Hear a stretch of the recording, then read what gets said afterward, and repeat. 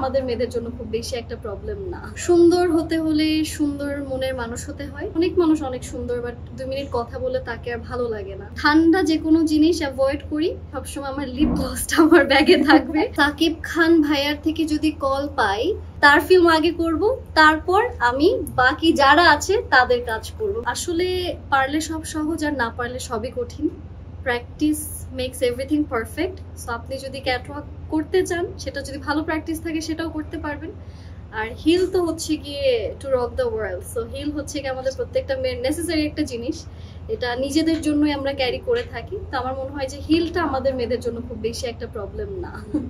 Skin care tips মেয়েরা জিজ্ঞেস করে, আমিও বলে দেই, আমি গেট কিপিং করতে পছন্দ করি না।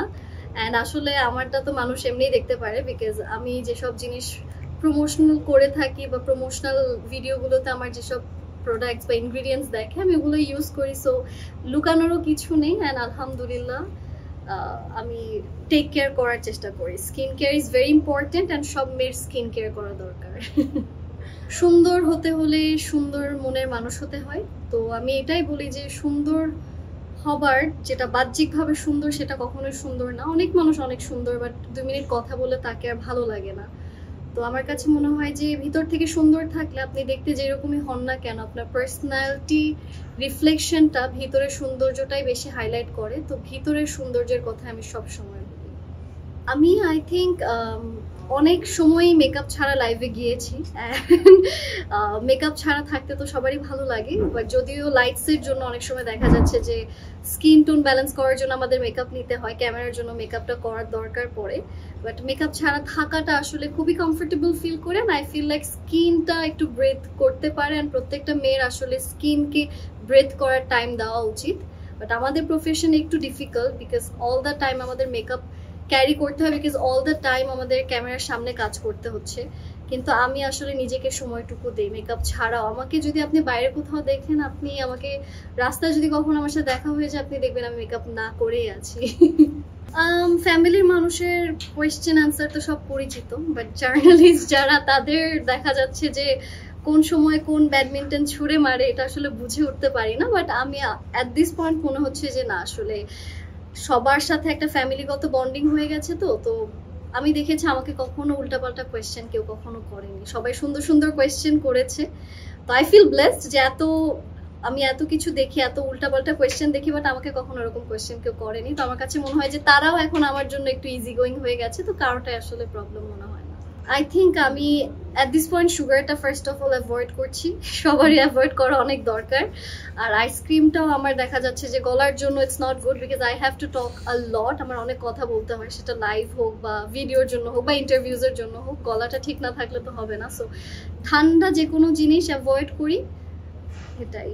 অপ্রত্যাশিত না, আসলে প্রত্যাশিত অ্যাট দিস পয়েন্ট। সেটা হচ্ছে সবসময় আমার লিপ গ্লসটা আমার ব্যাগে থাকবে। যখন আমার মনে হচ্ছে না, আই ফিল লো, তখন I feel like no it's time to shine, আমি জাস্ট লিপ গ্লসটা then I get back my confidence. I think প্রত্যেকটা মেয়ের কোনো না কোনো জায়গা থেকে এই জিনিসটা ফিল করে। Lip gloss is my main thing, যেটা আমি সবসময় ব্যাগে রাখা ট্রাই করি। সবকিছু বলে দিলে তো খোলাসা হয়ে গেল, না না, বেশি কিছু না। মিস ওয়ার্ল্ড বাংলাদেশের ব্যাগে পাওয়ার ব্যাংক থাকে, বিকজ অনেক জায়গায় যেতে হয়, ফোনে চার্জ থাকে না। অফকোর্স আমার খুবই কেয়ারিং একটা হাজবেন্ড আছে যে একটু পরপর আমাকে ফোন দিয়ে জানতে চায় আমি কোথায় আছি। তো তাকে আমার আপডেটেড রাখতে হয়। তো পাওয়ার ব্যাংক ইজ মাস্ট। তারা যেরকম দোয়া করছেন, আলহামদুলিল্লাহ ভালো যাচ্ছে। অ্যান্ড আমি খুবই হ্যাপি যে একটা এরকম পার্টনার পেয়েছি যে অ্যাকচুয়ালি আমাকে কাজেও হেল্প করে। অ্যান্ড শুরুতে সে আমাকে যেভাবে দেখেছে, আমাকে চেঞ্জ করতে চাইনি। সো যেভাবে দেখেছে সেভাবে অ্যাকসেপ্ট করেছে। আর আমার যে প্রফেশন সেটাকেও রেসপেক্ট করছে। অ্যান্ড আমিও আমার জায়গা থেকে তার যে প্রাইভেসি সেটা রেসপেক্ট করার জন্য আসলে আমি ট্রাই করি যত সম্ভব তাকে কন্ট্রোভার্সিতে না জড়ানোর। কিন্তু কোনোভাবে মনে হয় যে নীলার বিয়ের সাথে একটু কন্ট্রোভার্সিটা জড়েই থাকে, কিছু হলেই নিউজ হয়ে যাচ্ছে। তো আসলে অ্যাট দিস পয়েন্ট আমরা মানুষের কমেন্ট যখন দেখি আমরাও মজা পাই, মজা লাগে। And we are very good, আলহামদুলিল্লাহ, আপনাদের দোয়ায় ভালো আছি।